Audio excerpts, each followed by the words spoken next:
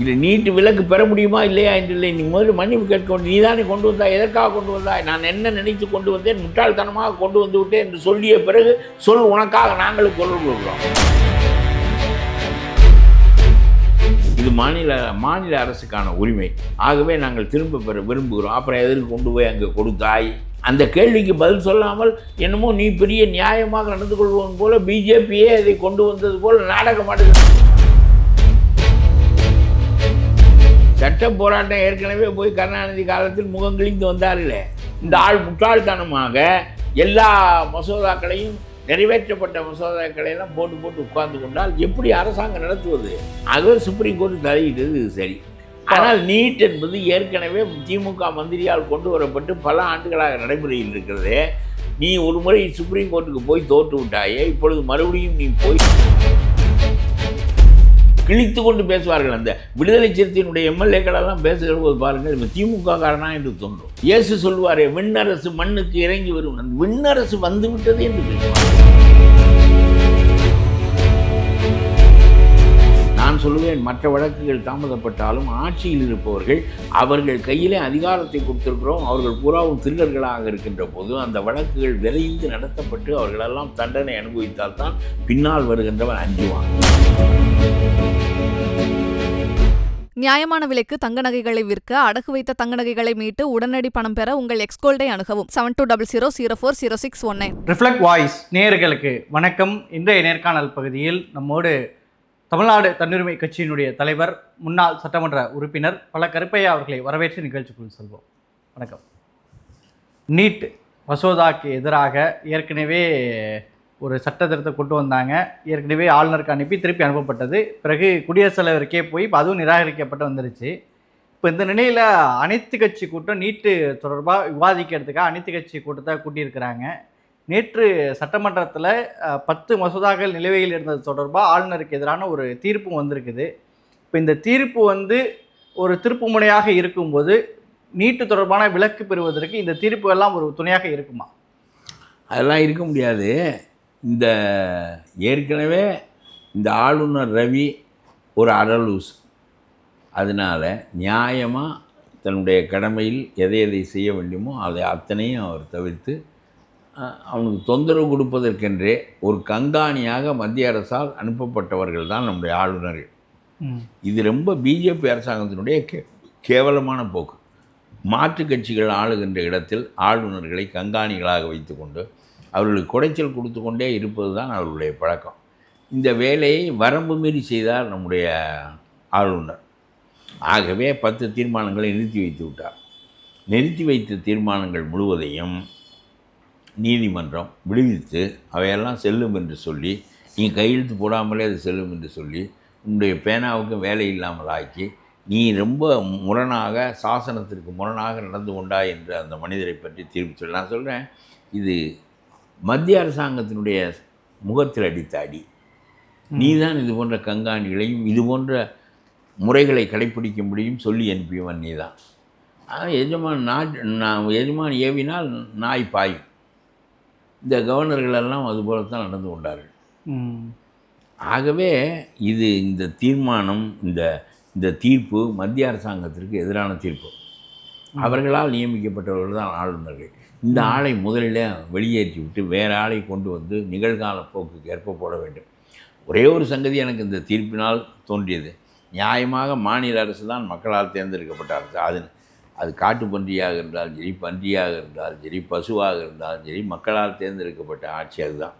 ஆகவே சட்டங்களை நிறைவேற்றவும் கொள்ளவும் திட்டங்கள் போடவும் அதற்குத்தான் உரிமை உண்டு. ஆளுநர் பதவி அலங்கார பதவி. ஆகவே நெருக்கடி நிலை காலங்களில் அது பயன்படுமே தவிர மற்ற காலங்களில் கையெழுத்து போட்டு அனுப்பிவிட்டு பேசாமல் இருக்க வேண்டிய காரியத்தை செய்யாமல் போவது ஆளுநர் உரை. 4 வரியை படிப்பது, 4 வரியை படிக்க மாட்டேன் என்று சொல்வது, இதை நீக்கு என்று சொல்வது. நீனா ஆளுகிறாய்? உனக்கு அறிவு வேண்டாம்? மக்களால் தேர்ந்தெடுக்கப்பட்ட அரசு ஆளுநர் உரை என்பது ஒரு அலங்கார உரை.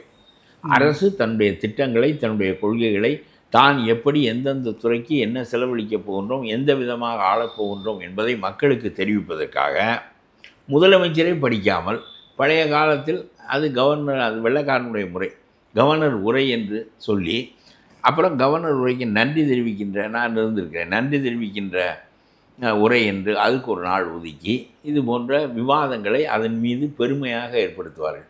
நீ பெருமைக்குரியவன் இல்லை, நீ போய் அதை விட்டு இதை விட்டு நான் அதை படிக்க மாட்டேன் இதை படிக்க மாட்டேன்னு சொல்லி 2-3 முறை சட்டமன்றத்திற்கு போய் அசிங்கப்பட்டு திரும்பி வந்தாய். அதற்கு பிறகு உனக்கு வெட்கம் இல்லை. வேட்டியை உருவி கொண்டு உன்னை ஓட விடுகிறான், அதுக்கப்புறம் உனக்கு வெட்கம் இல்லை. இப்பொழுது சுப்ரீம் கோர்ட் உன்னை மூஞ்சியில் அடித்து கேவலப்படுத்தி விட்டது.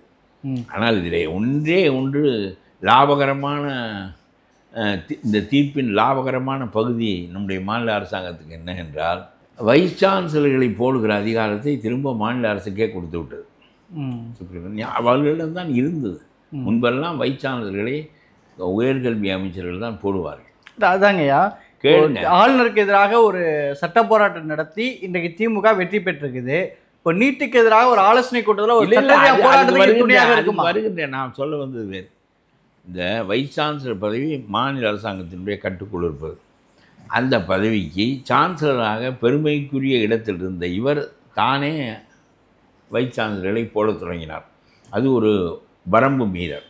ஆனால் அவர் காசு வாங்காமல் போட்டார். ஒரு 7 வைஸ் சான்சலர்கள், ஒரு வைஸ் சான்சலரை கேட்டேன், நீங்கள் எப்படி வந்தீர்கள் என்று கேட்டேன். அது ரவி காசு கிசெல்லாம் கேட்க மாட்டார், என்னை போட்டு விட்டார் என்று சொன்னார். இனிமேல் நம்முடைய அரசாங்கத்திற்கு அந்த பெரிய சீம பஸ், அது வைஸ் சான்சலர் பதவி என்பது பெரிய சீம பஸ்ஸு. அது 18 லிட்டர் பால் கறக்கும். அதை கொண்டு வந்து இப்பொழுது நம்முடைய ஸ்டாலின் வீட்டு தோட்டத்தில் கட்டி விட்டார்கள். இனிமேல் ஜே என்று நாம்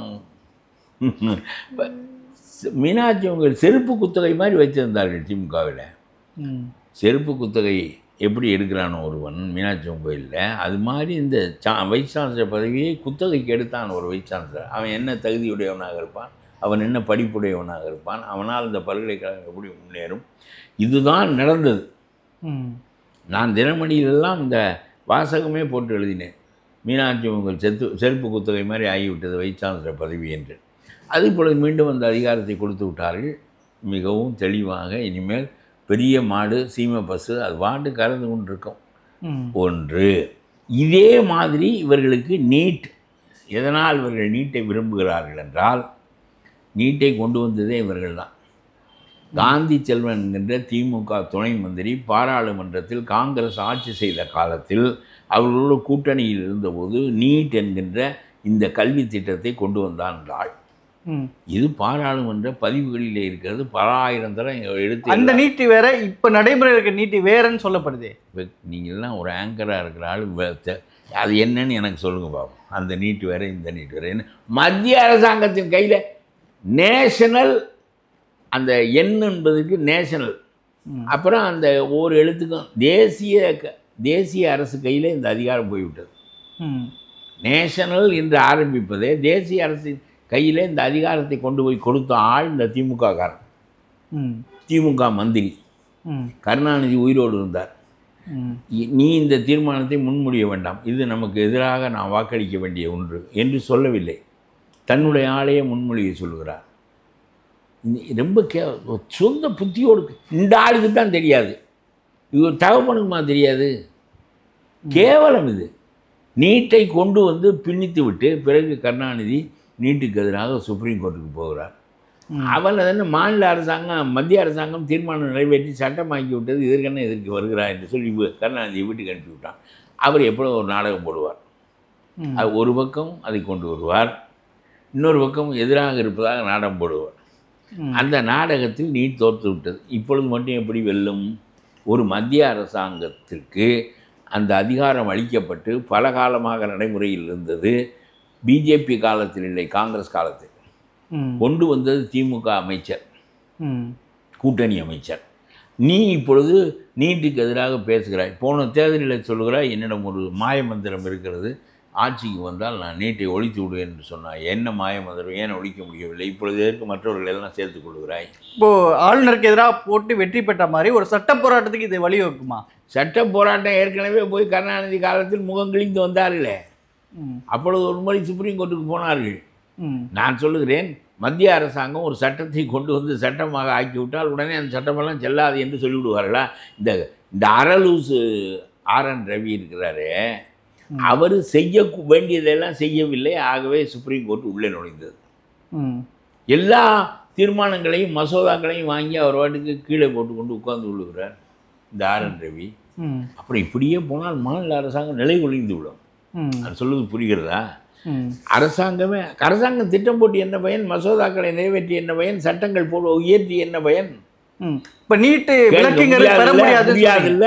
ஆகவே சுப்ரீம் கோர்ட்டு தீர்ப்பு சொல்லி மாநில அரசாங்கம் முடங்கி விடாமல் அதை செயல்பட வைக்கிறது. இந்த முட்டாள்தனமாக எல்லா மசோதாக்களையும் நிறைவேற்றப்பட்ட மசோதாக்களையெல்லாம் போட்டு உட்கார்ந்து கொண்டால் எப்படி அரசாங்கம் நடத்துவது? ஆகவே சுப்ரீம் கோர்ட்டு தலையிட்டது இது சரி. ஆனால் நீட் என்பது ஏற்கனவே திமுக மந்திரியால் கொண்டு வரப்பட்டு பல ஆண்டுகளாக நடைமுறையில் இருக்கிறதே. நீ ஒரு முறை சுப்ரீம் கோர்ட்டுக்கு போய் தோற்று விட்டாயே, இப்பொழுது மறுபடியும் நீ போய் என்ன வெல்ல போகிறாய் என்று கேட்கிறேன் நான். நீட்டை எதற்காக கொண்டு வந்தாய்? அதற்கு முதலே மன்னிப்பு மக்களிடம். நாங்கள் கொண்டு வந்தது தப்பு, முட்டாள்தனமாக இதை செய்து விட்டோம். காங்கிரஸ் அரசிலே கொண்டு வரப்பட்டது. இப்போ நீட்டு விலக்கு பெற முடியாதுன்னு தான் பழக்கருப்பையா சொல்ல வராரா? இல்லை, நீட்டு விலக்கு பெற முடியுமா இல்லையா என்று இல்லை. நீ முதல்ல மன்னிப்பு கேட்க வேண்டும். நீ தானே கொண்டு வந்தாய், எதற்காக கொண்டு வந்தாய்? நான் என்ன நினைத்து கொண்டு வந்தேன், முட்டாள்தனமாக கொண்டு வந்து விட்டேன் என்று சொல்லிய பிறகு சொல், உனக்காக நாங்களும் குரல் கொடுக்குறோம். நீ என்ன சொல்ல வேண்டும்? முட்டாள்தனமாக நீட்டை கொண்டு வந்து விட்டோம். அன்றைக்கு எங்களுடைய கட்சி தான் இதற்கு இசைவாக இருந்தது. மாநில அரசின் கையில் போய் இந்த பிடி மாட்டி கொண்டு விட்டது. இது மாநில அரசுக்கான உரிமை. ஆகவே நாங்கள் திரும்ப பெற விரும்புகிறோம். அப்புறம் எதற்கு கொண்டு போய் அங்கே கொடுத்தாய்? அந்த கேள்விக்கு பதில் சொல்லாமல் என்னமோ நீ பெரிய நியாயமாக நடந்து கொள்வோம் போல பிஜேபியே அதை கொண்டு வந்தது போல் நாடகம் ஆடுகிறாயே ஏன் என்று கேட்கிறேன் நான். பிஜேபியா நீட்டை கொண்டு வந்தது? காங்கிரஸ் அரசாங்கம் கொண்டு வந்த நீட்டினுடைய தொடர்ச்சி தானே இது. காங்கிரஸ் அரசாங்கத்தில் நீ தானே கொண்டு வந்தாய். இப்பொழுது உனக்கு 1000 கோடி ரூபாய் சந்தை பறிபோய் விட்டது என்று சொல்லி நீட் எனக்கு வர வேண்டும். இப்படி எப்படி வைஸ் சான்சலர் பதவியை போடுகிற அதிகாரம் என் கையில் இருந்தால்தான் சீமை பசுக்களெல்லாம் கறவைக்காரனாக நான் தான் இருக்க வேண்டும் என்ற கொள்கை உங்களுக்கு இருக்கிற காரணத்தினால் நீட் 1000 கோடி ரூபாய் சந்தை, அதை எப்படி இழக்க முடியும் என்று நீங்கள் கருதுகிறீர்கள். அது நல்லது கெட்டது என்ன? இப்பொழுது நீ மட்டும் நான் ஒருவன் தான் இதை தாண்டி பதில் சொன்னேன். 1,40,000 பேர் தேர்வு எழுதுகிறான், 60,000-70,000 பேர் தேர்கிறான். நீட்டிலே பாதி பேர் வீட்டுக்கு போயிடுவான். 60,000-70,000 பேர் தேர்வதில் 10,000 பேருக்கு தான் இடம் இருக்கிறது தமிழ்நாட்டில். வெறும் 10,000 பேருக்கு. அவனெல்லாம் நீட் தேர்விலே தேறியவன், அதிக மதிப்பெண் எடுத்தவன். இதில் இந்த முதல் வரிசையில் மதிப்பெண் எடுத்தவர்களுக்கு மட்டும் அரசு மருத்துவக் கல்லூரிகள் கிடைத்து விடுகின்றன. அது ஏறத்தாழ சம்பளமே இல்லாதது போன்ற ஒரு நிலை, ஒரு பேருக்கு சம்பளம். தனியார் கல்லூரியிலலாம் உங்களுடைய நரம்பை வகுந்து விடுவான், உங்களுடைய குடலை உருவி விடுவான். ஒவ்வொன்றும் அவ்வளவு பெரும்பணம். அதில் முதல் வரிசை மதிப்பெண் எடுத்தவனெல்லாம் அரசு கல்லூரிகளுக்கு போய்விட்டான். அப்புறம் நடுவில் அடுத்தடுத்த மதிப்பெண் எடுத்தவன் இடம் பெறுவானா என்றால் பெற மாட்டான். அப்புறம் 1 கோடி 2 கோடி 5 கோடி என்று அவன் கொடுக்க தயாராக இருக்கானோ அவனுக்கு தான் இடம் வரும். 700 மதிப்பெண் எடுத்தவன், ஒரு பேச்சுக்கு 700 என்று வைத்துக் கொள்ளுங்கள், 700 எடுத்தவன் அரசு கல்லூரிக்கு போய்விடுவான். 600 எடுத்தவன் எடுத்து வாங்க வேண்டுமா இல்லையா? 200 எடுத்தவன் வாங்குவான். ஏனென்றால் இவன் பணம் கொடுப்பான். தனியார் கல்லூரி பணத்தை வாங்கி கொண்டு மோசமான மதிப்பெண் பெற்றவர்களுக்கெல்லாம் இடம் கொடுக்கும். இப்பொழுது இந்த நாட்டிலே 1.5 லட்சம் பேர் தேறி 60,000 பேர், 3.5 லட்சம் பேர் எழுதி 60,000 பேர் தேறி அதில் 50,000 பேர் வீட்டுக்கு போகிறான். இதில் நீ என்னமோ எங்களுடைய பெண் ஒருத்தி நீட் தேர்வில் வெற்றி பெற முடியவில்லை என்று செத்து போய்விட்டாள் என்று சொல்லுகிறாய். 50,000 பேர் ஒவ்வொன்றும் நீட் தேர்வு எழுதி விட்டு வீட்டுக்கு போகிறான். வெறும் 10,000 பேருக்கு தான் இடம் இருக்கிறது. அரசு கல்லூரி இடங்களும் தனியார் மருத்துவக் கல்லூரி இடங்களும் 10,000 தான் உன்னால் அளிக்க முடிகிறது. நீ என்ன நீட் தேர்வை எடுத்து விட்டால் 60,000 பேருக்கும் நீ இடம் அளித்து விடுவாயா? எழுதுகிற 1.5 லட்சம் பேர் பிறகு +2ல் இப்போ வெற்றி பெற்று வருகிறவன் பூராவும் நேரடியாக. இப்போ திமுக நீட்டுக்கு எதிரான ஒரு போராட்டத்தை கையில் எடுப்பதற்கான இந்த ஆலோசனை கூட்டத்துக்கான அரசியல் காரணம் என்னவாக இருக்கு? அரசியல் காரணமாக அந்த கூட்டணியில் இருக்கிறவனெல்லாம் சோற்றால் அடித்த பிண்டங்கள். ஒருத்தனாவது ஒரு தன் கருத்தை எடுத்து பேச மாட்டான். அவனுக்கு எது கொள்கையோ அதுதான் இவனுக்கும் கொள்கை. இவனெல்லாம் 10 கொடி வைத்திருக்கிறானே தவிர ஒருத்தனாவது இந்த அரசாங்கம் இந்த நீட்டை நீ ஏன் கொண்டு வந்தா என்று எந்த கூட்டணி கட்சிக்காரனாவது கேட்டிருக்கிறானா? நீட்டை கொண்டு வந்தது யார்? கச்சத்தீவை தீவு கொடுத்த இந்திரா காந்தி என்று சொல்லுகிறாயே, நீ தானே ஆட்சியில் இருந்த. அது ஒரு பக்கம் இருக்கட்டும், இந்திரா காந்தி என்று சொல்லுகிறாய் அல்லவா, நீட்டை கொண்டு வந்ததே நீ தானே. நீட்டை கொண்டு வந்தது காங்கிரஸ் அரசில் திமுக. சொல், இந்த கேவலமான வேலையை நீ ஏன் செய்தாய் என்று சொல்.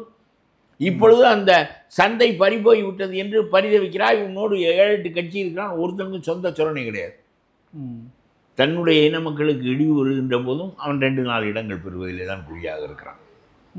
அது கம்யூனிஸ்டாக இருந்தாலும் சரி, விடுதலை சிறுத்தையாக இருந்தாலும், யாராக இருந்தாலும் சொல்லுகிறேன். வேங்கவேலுக்கு தீர்வு காண்பது இவர்களுக்கு முக்கியமில்லை. 4 இடம் அது 6 இடமாக்க வேண்டும், அதுதான் முக்கியம். கிழித்து கொண்டு பேசுவார்கள். அந்த விடுதலை சிறுத்தையினுடைய எம்எல்ஏக்களெல்லாம் பேசுகிற போது பாருங்கள், இவன் திமுக காரனா என்று தோன்றும். அந்த இடம் யாரை சொல்கிறீங்க? எவ்வளவும் பேசுகின்ற போது தான் சொல்லுகிறேன். விடுதலை சிறுத்தையினுடைய எம்எல்ஏக்கள், விடுதலை சிறுத்தையினுடைய தலைவர், இவர்களெல்லாம் பேசுகிற போது விடுதலை சிறுத்தையினுடைய கருத்தை பேசுவதில்லை. திமுகவினுடைய அரசு அது விண்ணரசு. இயேசு சொல்லுவாரே, விண்ணரசு மண்ணுக்கு இறங்கி வரும். அந்த விண்ணரசு வந்து விட்டது என்று பேசுவான். எனக்கு தெரிய வரும் என்று சொல்லிவிட்டு போனார், வந்தே விட்டது என்று சொல்லுகிறான். விண்ணரசு மண்ணுக்கு வந்து விட்டது. இந்த ஸ்டாலின் அரசு நாள்தோறும் மந்திரிகளின் மீது படையெடுப்பு. நேரு வீட்டுக்கு படையெடுப்பு, துரைமுருகன் வீட்டுக்கு படையெடுப்பு. எத்தனை ஆனாலும் நம்முடைய சட்டங்கள் தகுதியானவை அல்ல. நம்முடைய நீதி அமைப்பு போதுமானதில்லை. 20 ஆண்டுகளுக்கு 30 ஆண்டுகளுக்கு வழக்கு நடத்தி இவர்கள் யாரும் தண்டிக்கப்படுவதே இல்லை. கே நேரு வீட்டில் இப்போ ரைடு போயிட்டு இருக்கு. யார் வீட்டில் ரைடு நடக்கலை? கடைசியாக ஸ்டாலின் வீட்டில் நடக்கும். யார் வீட்டில் ரைடு நடக்கலை? ரைடு நடக்காத ஒரு மந்திரி. அதாவது இவர் ஒருவர் தான் தூய யோவான் என்று கிறிஸ்துவம் சொல்லும்.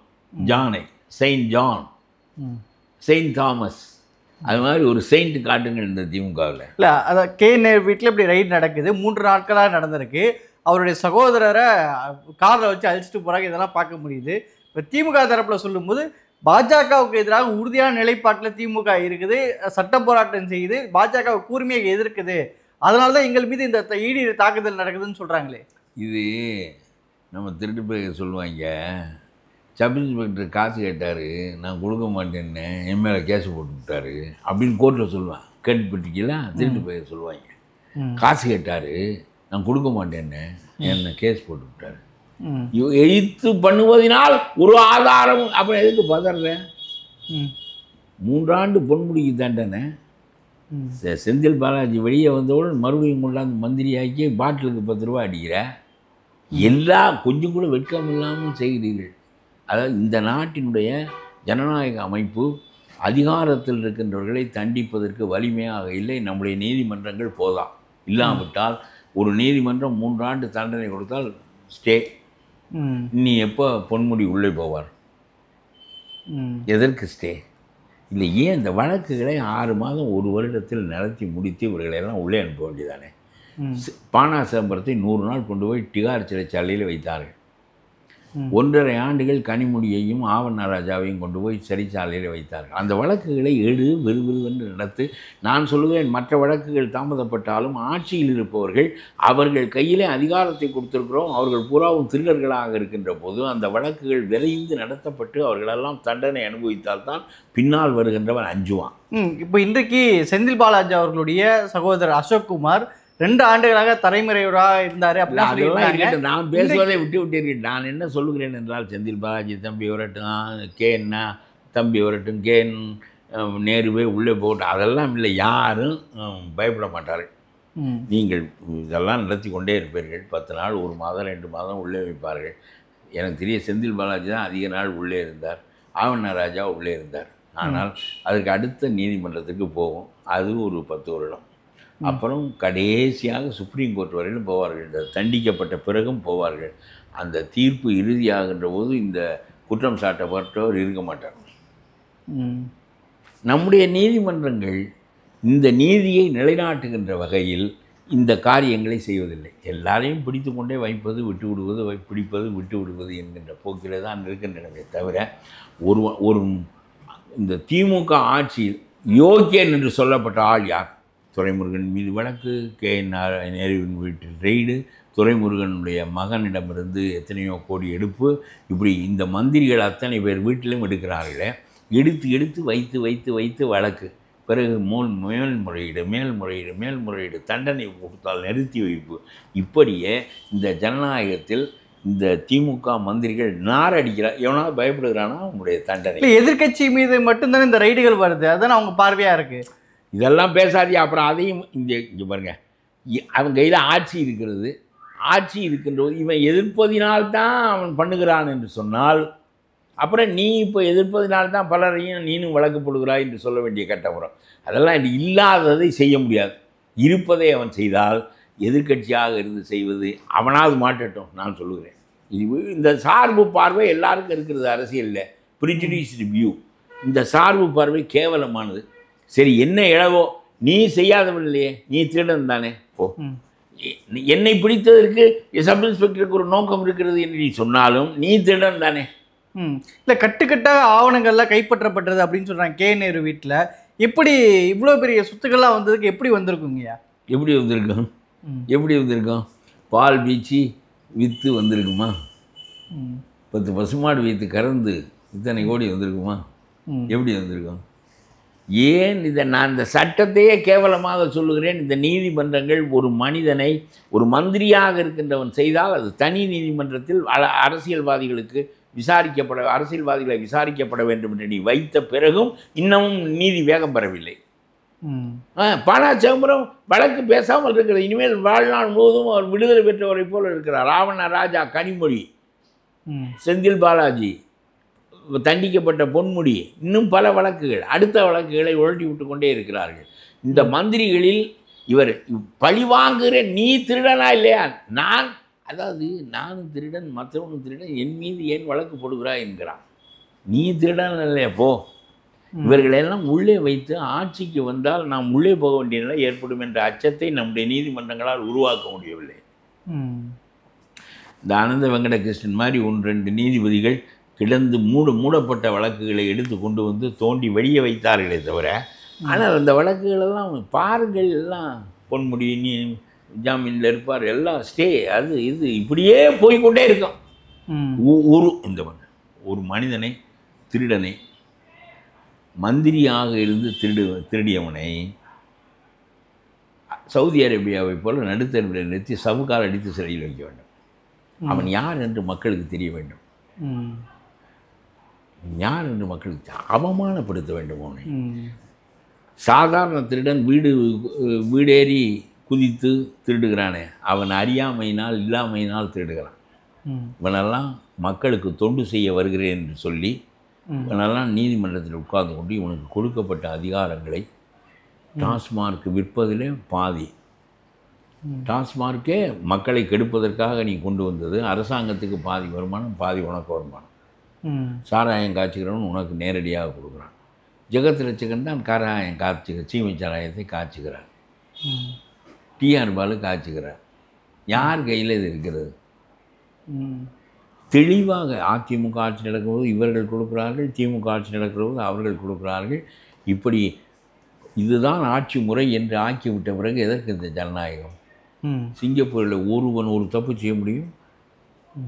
சிங்கப்பூர் பாஸ்போர்ட் உங்களுக்கு இருந்தால் 130 நாடுகளில் நீங்கள் நேரடியாக நடந்து போகலாம், உங்களை சோதிக்கவே மாட்டார்கள். ஏனென்றால் அந்த நாடு சக்தி வாய்ந்த குடிமக்களை உருவாக்கி வைத்திருக்கிறது என்று உலகம் பூராவும் நம்புகிறான். தப்பே செய்ய மாட்டான் என்று சொல்லுகிறான். ஒரு நாட்டிலே அவன் குற்றம் புரிந்து விட்டால் சிங்கப்பூர் குடிமகன், அவனை சிங்கப்பூர் அரசாங்கம் சொல்லுகிறது என்னுடைய நாட்டுக்கு அனுப்பு, நான் விசாரிக்கிறேன் என்று. உடனே சிங்கப்பூருக்கு மட்டும் அனுப்பிவிடுவான். இந்தியா நான் விசாரிக்கிறேன் என்று சொன்னால் அனுப்ப மாட்டான். திருடன் இந்தியாக்காரன் இந்த வழக்கை உழட்டி விட்டு தன்னுடைய ஆளை வெளியே விட்டு விடுவான்.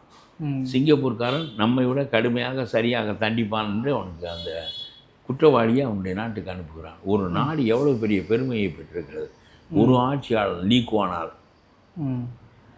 இதெல்லாம் இந்த மாட்டிலே உட்கார்ந்து கொண்டிருக்கிற உண்ணிகள் அப்படியே பெருத்து கொண்டே இருக்கும். சீமான் அவர்கள் வருண் ஐபிஎஸ் கூட நேற்று போய் நீதிமன்றத்தில் போய் ஆஜராகிருக்கிறாரு. நீங்கள் பார்த்தீங்களா? எது? சீமான் நேற்று திருச்சியில் நேற்று ஆஜராகிருக்கிறாரு. ஒரு போலீஸுக்கும் ஒரு அரசியல்வாதிக்கு இடையில் இப்படி ஒரு மோதல் வருது நல்லதுங்களாயா? அதான் இவன் அதெல்லாம் பேசுகிறானே, மிதியெல்லாம் அப்படியெல்லாம் பேச மாட்டாங்க ஒரு அரசியல்வாதியும். இவன் என்னங்க 7 வருஷம் கூடவே இருந்தவளை, நைப்பாக இருந்தவளை திடீர்னு தேவைங்கிறேன், அப்புறம் இவன் என்ன பேச மாட்டான்? ஏங்க, ஒரு 7 வருஷம் வாழ்ந்திருக்கானா எவ்வளோ மனம் கலந்து வாழ்ந்திருப்பான். 6 வருஷம் 7 வருஷம் ஒரு மனிதனோட ஒரு பெண் வாழ்ந்திருந்தா எவ்வளோ மனம் கலந்து வாழ்ந்திருப்பான். அவளை போய் இன்றைக்கி நமக்கு வேறு வகையான போக்கு இருக்குதுன்னு சொன்னோன்னே அவளை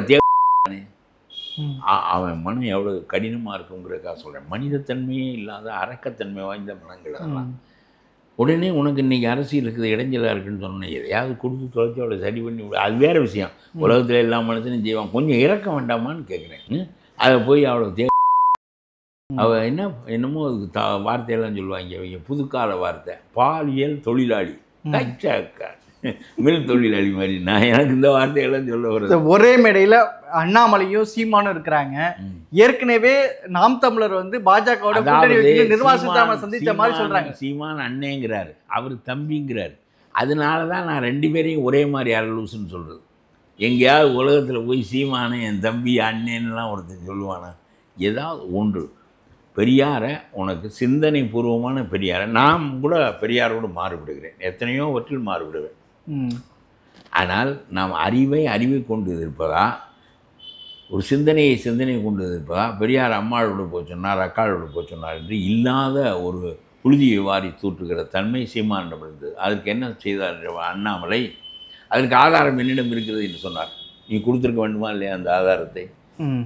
எந்த புத்தகத்தில் எந்த பக்கத்தில் அது இருக்கிறது என்று இந்த அண்ணாமலை கொடுத்துருக்க வேண்டும், இல்லை இந்த சீமான் கொடுத்துருக்க வேண்டும். சீமான் கூலிக்கு மாரடிக்கிறாள். ஒவ்வொரு காலத்திலும் இலை மலர்ந்தால் இளம் மலரும் என்று சொல்லி ஜெயலலிதாவுக்கு கூலிக்கு மாரடித்தார் திமுகவுக்கு எதிராக.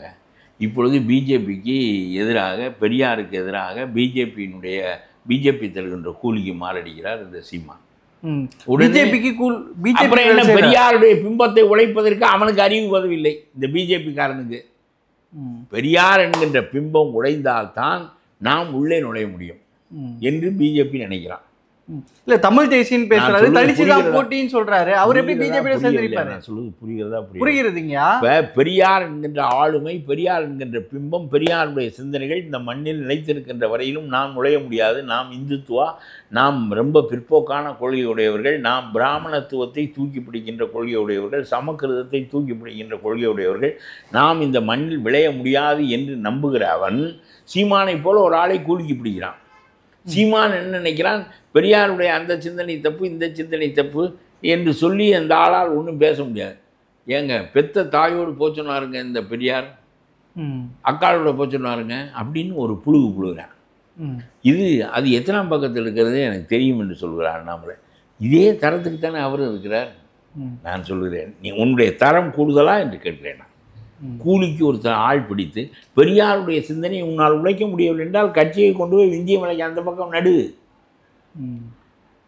நான் எத்தனையோ அவற்றில் பெரியாரிடமிருந்து மாறுபட்டு பெரியார் தவறிவிட்டார், அதனாலே ஒரு இயக்கம் தான் அடைய வேண்டிய பலனை அடைய முடியாமல் போய்விட்டது.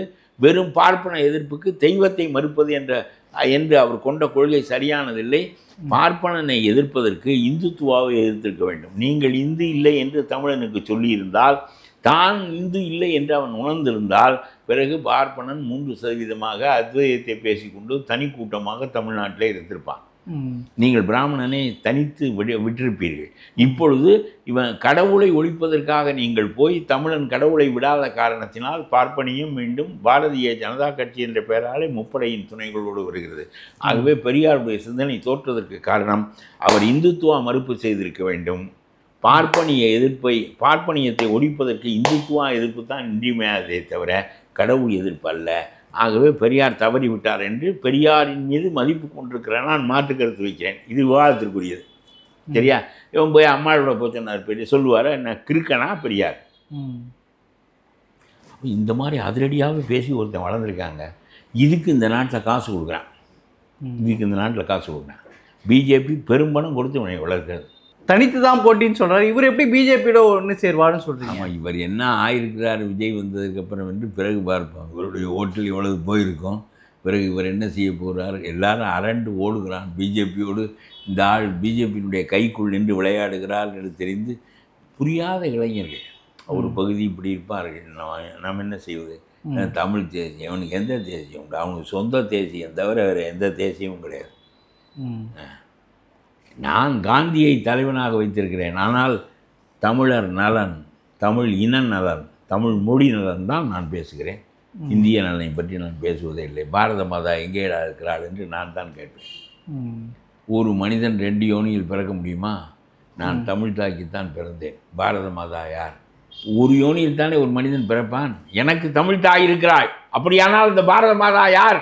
இல்லாத ஒரு தாயை எதற்கு உருவாக்குகிறாய்? அதற்கு பிறந்தவன் ஒரு ஆளை காட்டு. மோடி பிறந்தவரா? அதுக்கு குஜராத்தி தாய்க்கு பிறந்தவர். எத்தனை கருத்துக்களை நாம் முன்வைக்கிறோம், போய் சேருகிறதா? 2 லட்சம் 4 லட்சம் பேர் பார்த்து விட்டு பிறகு மூடி விடுகிறார்கள். இந்த மாதிரி விளங்காத ஆள், கூலிக்கு மாரடிக்கிற ஆட்கள் இவர்கள் தான் அரசியலிலே தலை தூக்கி கொண்டு இருக்கிறார்கள். என்ன செய்வது? இந்த அண்ணாமலை அவனை போய் கடி பிடித்துக் கொள்கிறார். இவ்வளோ போய் இவன் ஒரு மனுஷன், இவர் அவனை புகழ்வதும் அவன் இவரை புகழ்வதும் எல்லாம் ஒரே ரகமாக இருக்கிறார்கள் என்று நான் சொல்கிறேன். சீமானும் நிர்மலா சீதாராமனும் சந்திச்சாங்கன்னு சொல்கிறாங்க. இவர் மறுத்திருக்கிறாரு. சந்திச்சிருப்பாங்களா ஐயா?